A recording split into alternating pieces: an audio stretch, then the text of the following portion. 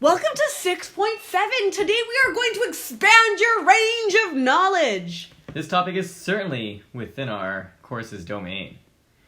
We've talked a little briefly about domain and range for certain forms of relations, like when we had arrow diagrams and we had things connecting from one set to another. We did say that this first set would contain our domain and the second set would contain our range. When we look at this graphically, we do get something kind of similar. For graphs, the domain is going to be the collection of values that are used for the horizontal axis. Often that horizontal axis is our x-axis, but it does depend on which variables we're choosing. Similarly, the range is going to be all the values we use for the vertical axis. And often that's going to be our y-axis. So when we're dealing with things in terms of x and y, then we can call it our x-axis or y-axis. But if we're not dealing with those variables, then we'll have to identify them accordingly. When we're trying to describe what our domain and range are, we can kind of pretend that the graph is casting a shadow onto each axis, and then we'll describe the values that are shadowed in there, or you can pretend some hands are squishing the whole graph into one of the axes and go from there. And we'll see some examples of that as we proceed. So far, we've been actually looking at domain and range already, right? When we look at a set of ordered pairs, and we have those here, we can indicate what the domain and the range are. So the domain, as we've done in previous sections, is always going to be the set of, remember that's what our curly brackets or our braces represent, all of the first numbers or first elements within those ordered pairs. So we have -2, -1, 0, 1, and 2. If any of our elements in our domain would be repeated, we don't indicate it more than once, because once is just enough. Similarly, we could do same for our range. Start with the set of, or our curly brackets, and then indicate all the values that come second in our ordered pairs. So -8, -4, 0, 4, and 8. 8. And we've separated each of those elements with a comma. What we have there is set notation. We know that this means that we have the set of all those elements. Now that's for discrete values, and we can also use set notation for continuous values. We can see we've got some sort of set here from the curly braces, but what does this whole entire thing mean? There are some components we'll have to get used to. Now, first we've got this little piece, and this is the form that our object is going to take. And then in addition to that, we've got all of this stuff. And this is the criteria for that object. So we've got kind of what we're expecting to see in our collection and what criteria we need for things to meet that.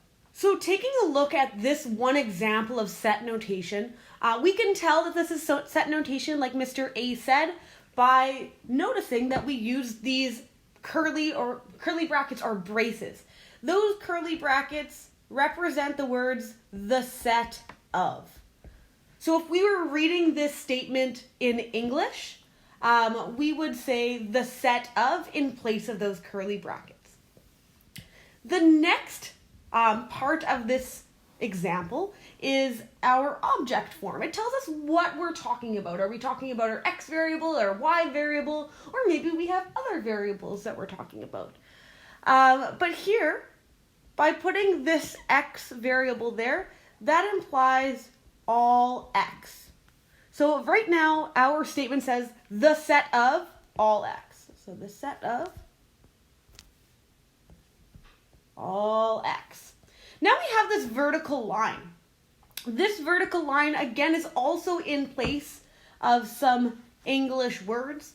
And what that represents are the words such that. So far in English, we could read this as the set of all x such that, and then we have some criteria to follow here, criteria to meet. So my first criteria is probably something that you're fairly used to. You would have seen this something like this before, and we read this as x is greater than or equal to 7. Right, and that's something that shouldn't be new to us. We're able to understand what that means. But we also have a second piece of criteria that we also need to meet. And this second piece of criteria is this guy here. And what this second piece of criteria says is x is an element of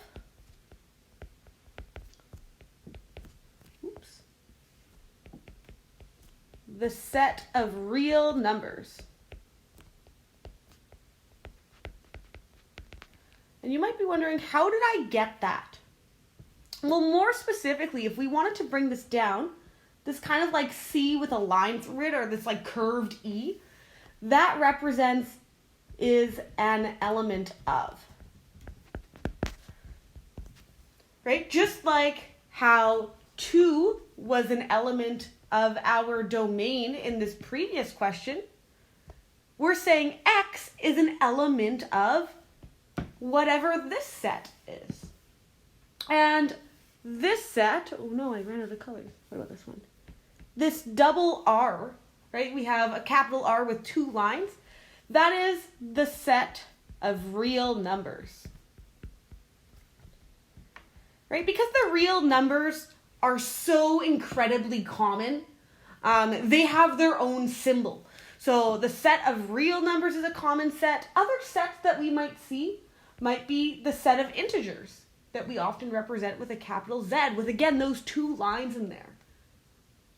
If you're wondering why they use a Z, it's actually because of the German word for number. We've got mathematical lingo from all over the world here. So it's not integers, it's just from a different language. We might also see set notation that has this double N, which is the set of natural numbers. And maybe we might even have this double W, which is a set of whole numbers. Most often in this course, we'll very likely see this one here, the set of real numbers. But these are other sets that might pop up down the road. So, set of integers, set of natural numbers. So natural numbers are like our positive counting numbers, 1, 2, 3, 4, 5, and so on. And our set of whole numbers are like our natural numbers, but include 0. So 0, 1, 2, 3, 4, 5, 6, and so on. Well, you can get the set of rationals in there if you wanted. Ooh, rationals are the Q, this double Q. And we talked about rational numbers there before. Oops, the set of. Why a Q? It's a weird letter. Well, R happened to already be taken. Shame. And if we're thinking about rational numbers, they have to be expressed as a fraction. And when we're talking about fractions, we're talking about quotients, right? It's just a division statement. These all seem to make sense. So if we're looking at this example here, the one that's now beautifully highlighted, we can read that whole piece of set notation as one English sentence. So it is, the set of all x such that x is greater than or equal to 7, and x is an element of the set of real numbers. So we can read that all as an English sentence, but because that is quite wordy, that is why we have all of these symbols to help break things down and be a little bit more efficient. If you want, you can actually give these 3 examples a try right away. The task is to describe the values in each set, and it's going to be using these Englishy English words all over here. So the task is to essentially interpret what we see in this notation. What does it mean? So take a minute, give that a try, and then we, of course, will put an answer or 2 on this page. I'm going to switch to a color not in this palette, this dark purple. So here I know we're dealing with a set. This is the set of.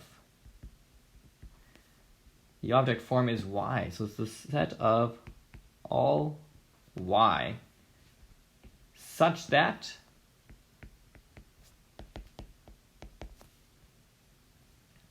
criteria 1 is that y is less than 4.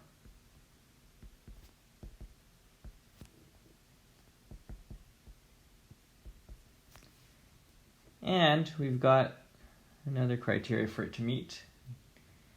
And that's right here. Y is a real number, and we express it formally by saying y is an element of the set of real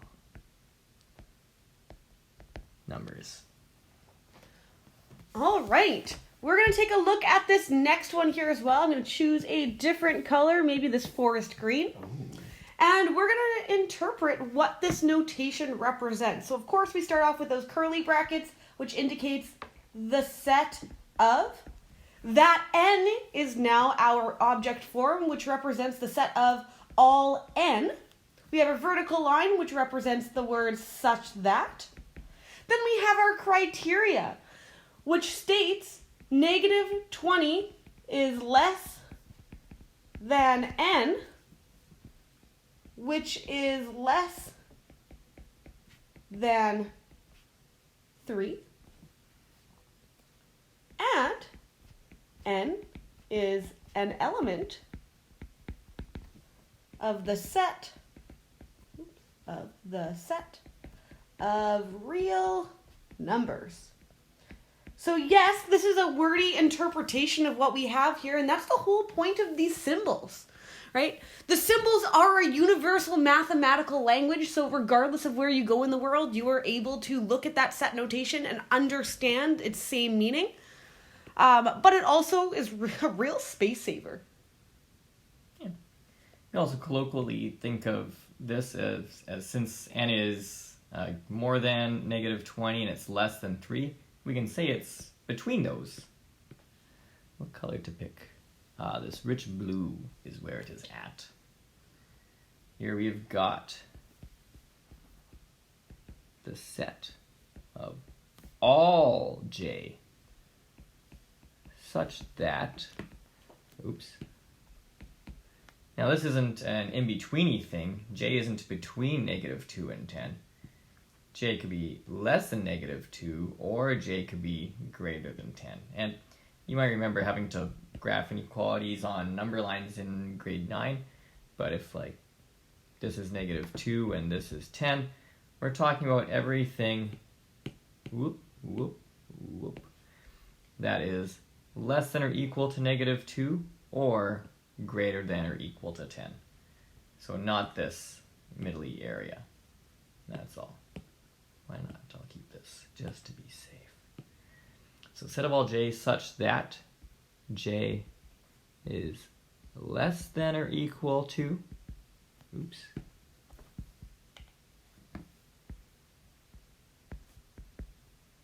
-2. It is, or j is greater than or equal to 10.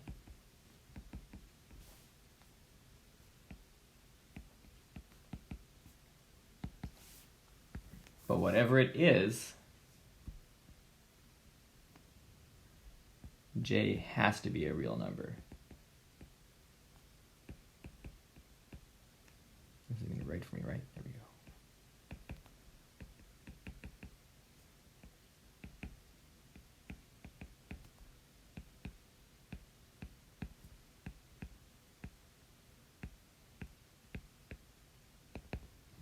Shaboom.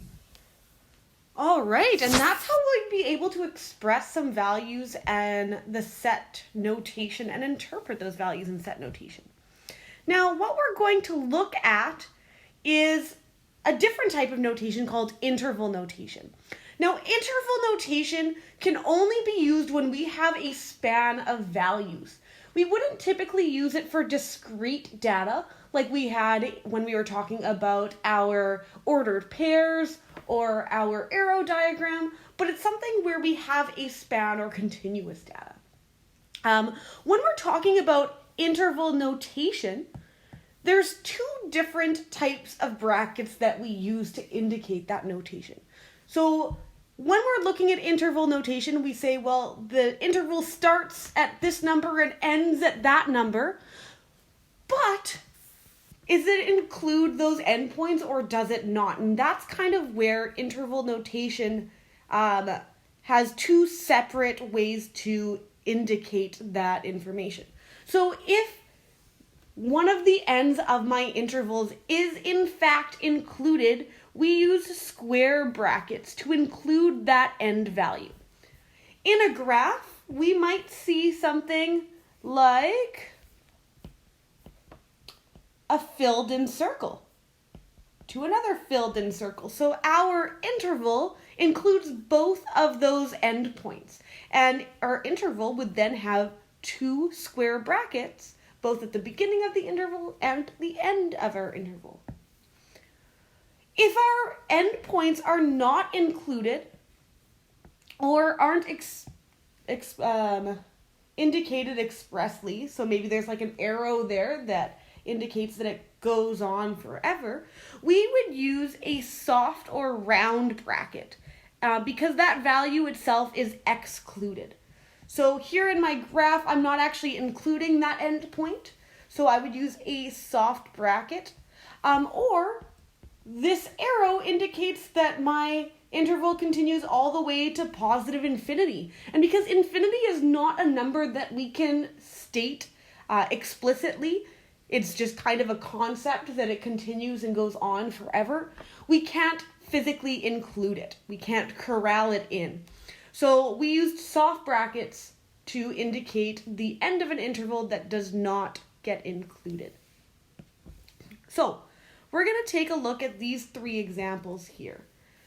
Each of these have our interval starting at 5 and ending at 10, but the different brackets indicate whether or not those endpoints are included. So this first one here, oops, my A got erased. This interval, hard bracket 5, 10 with another hard bracket, that means we're including all numbers from 5 to 10, and we are including the numbers 5 and 10 themselves. Right? And the hard bracket means those values are included. The next example of interval notation has a hard bracket with the 5, but a soft bracket with that 10. That means our intervals goes from 5 to 10, but it includes the 5, but 10 itself is not included. So maybe in that graph, 5 has this closed circle and 10 has an open circle, and so our graph might look something like this. Last but not least, we have two soft or round brackets here. And this indicates, again, all real numbers from 5 to 10, but at this point we are now excluding 5 and 10 themselves. So maybe they both have open circles on their graph. So if you need a moment to just finish writing those down, feel free to pause the video. Well, sounds like you've resumed.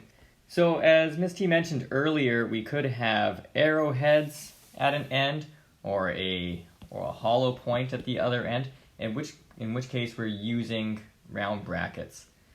So when we see something like these, where they use infinities, we see that the infinities are attached to round brackets instead of square ones, because again, you can't pen that thing. Boop, whoop, haha. Anyways, if I erase the smiley face, we see an interpretation of this first interval.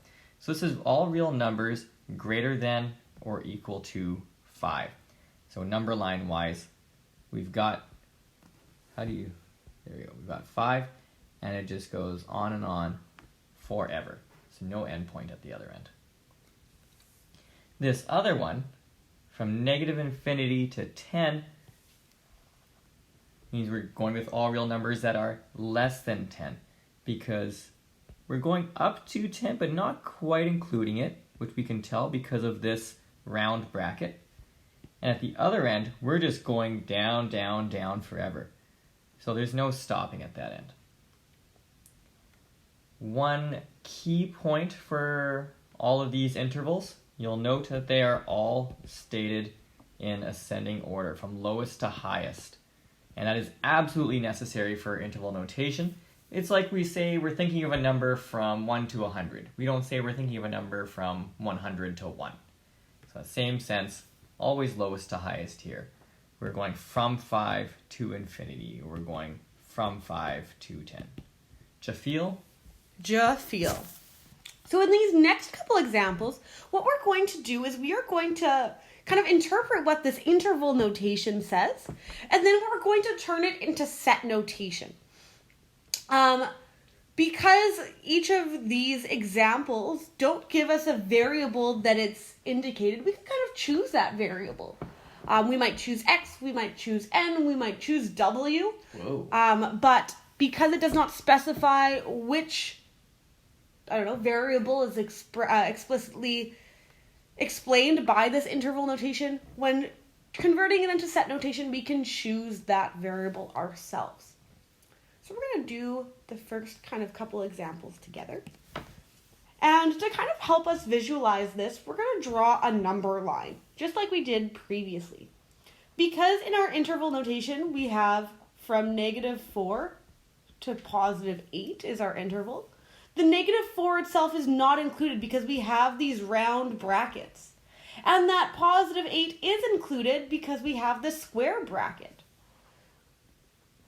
So our values are between -4 and +8, but do not include that -4. So to express this in set notation, our set notation always has to start with the object form and those braces. So we'd go to the set of, and then pick a variable. I'm going to pick T for T-Rex, or Thibodeau. So we have the set of all T such that. This interval notation tells me what my criteria needs to be. What I like to do for that criteria, since we're looking at a span here, I put the lowest part of my span first, and I put the highest part of my interval last. And I will put my variable smack dab in the between, because my variable, my values of T, exist between those two. Now I know that T has to be greater than 4, but not equal to 4. And I know that T has to be less than 8 or equal to 8. So because of this square bracket, I'm including this equal portion down here. And because of the soft bracket, I do not include this equal portion down there.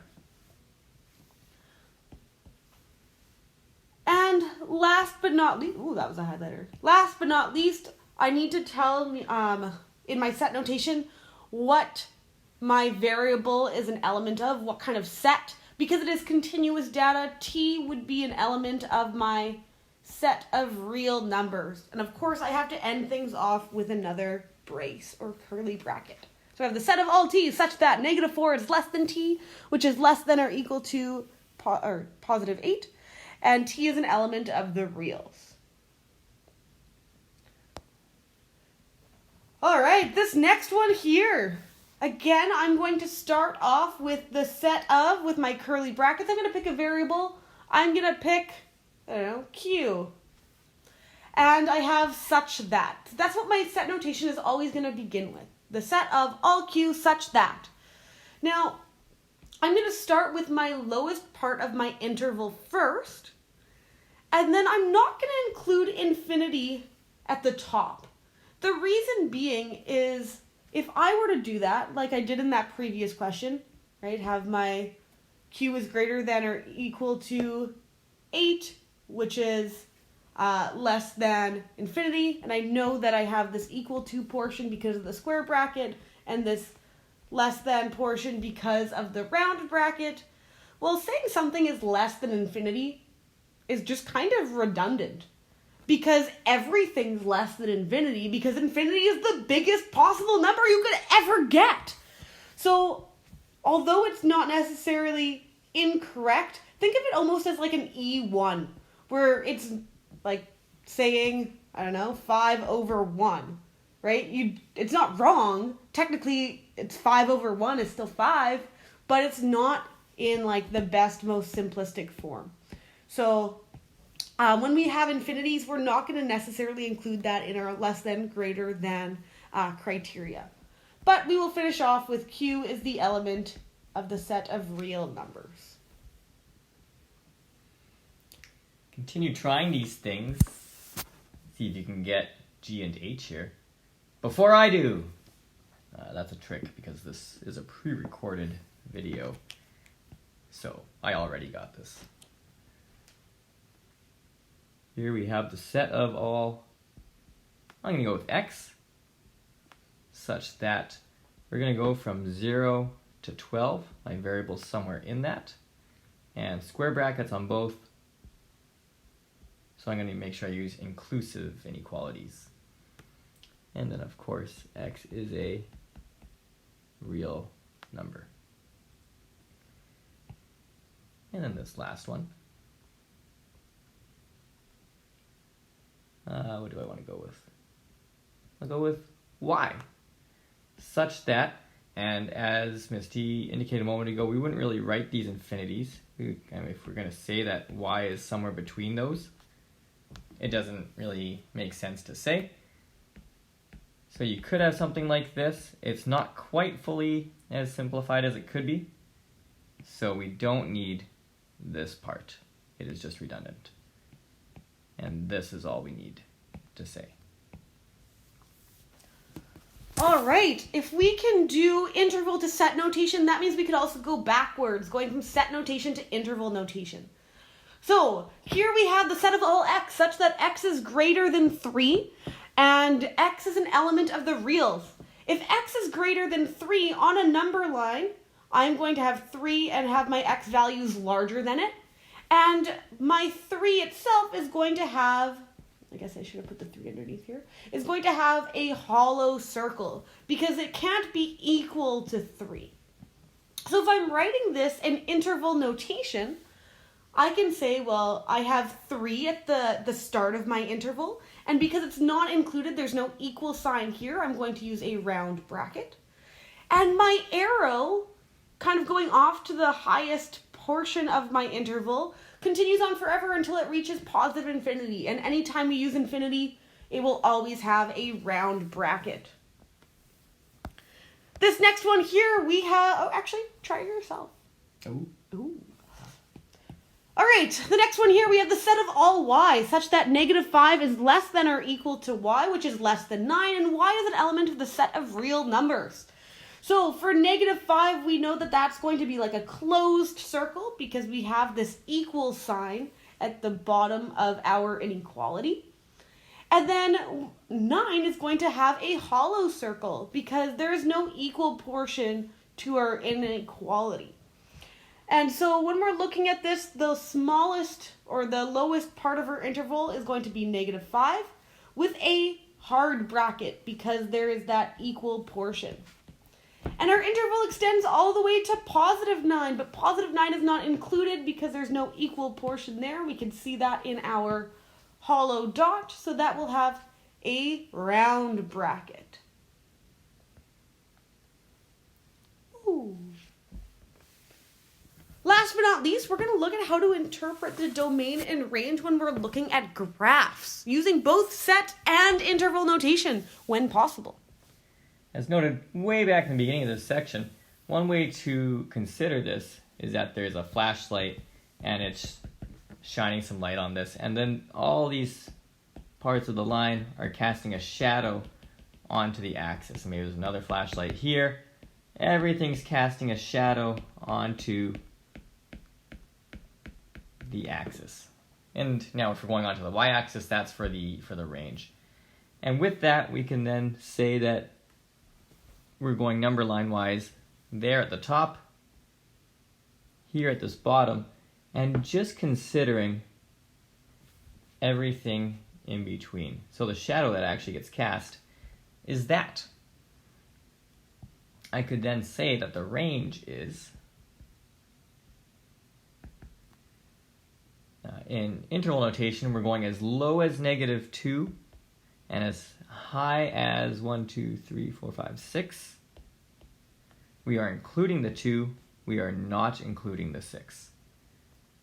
And then in set notation, we're talking about the set of all y, since it is a y-axis, such that -2 is less than or equal to y is less than 6, and we're dealing with real numbers there. Similarly for the domain, you're right, I'll keep that flashlight there, why not? We can see we're going from this point here on the x-axis all the way up to this point here. So domain-wise, we're going as low as -5, and as high as, that looks like 6 again, that. And we're including the -5 because of that solid point. We are not including the 6 because of that hollow point. And in set notation, we're talking about x because it's our x-axis, such that -5 is less than or equal to x is less than 6, and x is a real number. All right. Take a look at this next example. If you're feeling fairly confident, you could try it on your own. But if not, no worries, we can do it together. Another way to think about this is if you had, two hands on either side of my graph and I was just squishing them, right? And squishing them until they became flat on this x-axis. Well, we could also think about that in how to form that number line, right? We would squish this portion, it would go all the way to this point. And when we squish over here, it would go all the way to this point. So we have this number line with two inclusive points on either side. Here I am starting with my domain because I went to my horizontal axis. And my horizontal axis happened to be labeled x in this case. So if I'm looking at my domain, I'm going to start with interval notation. I have -1, -2, -3, -4, -5, -6. So we have the smallest portion of our interval starting at -6 and extending to +2. Because we both have filled in points, we're going to be using hard brackets. Be very careful when you're drawing these hard brackets because the faster you go, the softer they look. Right? So I see students do this, and then they're going faster, and then they just kind of turn into that until you can't really decipher if they're hard brackets or soft brackets. So please, please, please be very clear on how you're indicating that. With this, we can write it as set notation as well. And set notation, because again, we're talking about x, we're saying the set of all x such that -6 is less than or equal to x, which is less than or equal to 2, and x is the element of our set of real numbers. Again, we're using the or equal to's because they are solid points or hard brackets. All right, in terms of our range, if you haven't tried any on your own yet, now is the time to do so. But if I'm taking my hands and I'm squishing those in until they hit this kind of vertical axis, I'm getting this as my number line. And here, for my range, I'm starting at the lowest possible y value because, again, y is just the name for my vertical axis in this particular example. And I'm at -1, -2, -3, -4, -5. So -5, which is included, so a hard bracket, which extends all the way up to +3, which is another hard bracket. This could also be expressed in set notation. Try pausing it and doing it yourself. But we have the set of all y such that -5 is less than or equal to y, which is less than or equal to 3. And y is an element of our set of real numbers. Whoa, how do you get this thing to scroll? There we go. All right, so continue giving these things a try. And here I go. In purple. for my domain, I'm going as low as negative something. 1, 2, 3, 4, 5, 6. Not including it. And as high as forever. This arrow is, like, it's going more up than it is to the right, but it is going at least a little bit to the right. So we are going on forever and ever. Amen. So we've got that infinity right there. I've done better infinities in my life. Sorry. All right. I'll take it. And we can express this in that other notation. What is it called? Set notation. X, such that if you were writing this, if your style is to go like this and say we've got this going on and then get rid of the infinity, you'll have it written as negative 6 is less than x. For me personally, when there's only one comparison, I like to have the variable first and just say x is greater than negative 6. Note that both are okay. As long as your inequality is facing the right direction, Yeah. both are totally fine. The monster is still eating the greater value, and that's what's necessary. Whoop. And then for y values, it looks like we're not including this 2, but it turns out y can be 2 right over here. So when the hand squish things in, we'll still see all of these values be used. So for our range, we'll go as low as negative 3, and it'll go up forever to infinity. So y is greater than or equal to negative 3,